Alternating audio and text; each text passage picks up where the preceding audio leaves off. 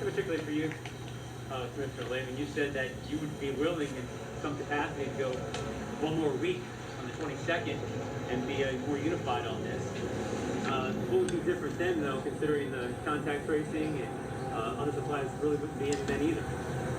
Well, if we had contact tracing in place, I guess I should look this way. If we had contact tracing in place and increased testing in place, and we had no public health objections from our local health systems, then we could petition the governor to say that we're prepared to reopen, and then we could reopen legally.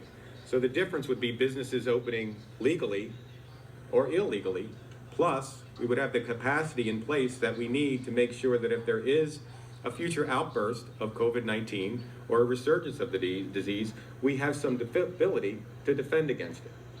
On the county taking action, I just want to say this because I think it's important to understand.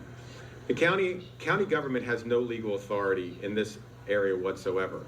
And if the county were to even decide to put a resolution on the agenda to do such a thing, it would be a violation of the Sunshine Act because two of my colleagues have already signed the letter, which means they've already deliberated on the issue anyway. So we're really in catch-22 land here. First of all, the county has no authority, and second of all, the county can't take any kind of official action because if they do, it would be a violation of the Sunshine Act.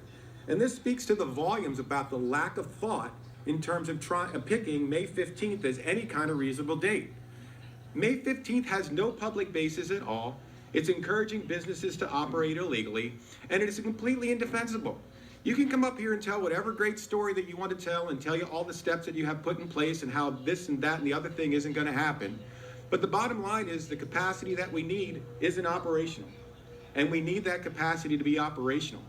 And if it's operational, May 22nd, I'm willing to petition the governor on May 22nd. So if you really do care about public safety and you really do want to deal with the public health issue, then waiting a few more days should not be a big deal. Congressman Smucker even said during his remarks that bankruptcies really aren't a problem until next month. And as I indicated in my remarks, if federal fiscal relief was adequate, then folks should be okay for another week or so.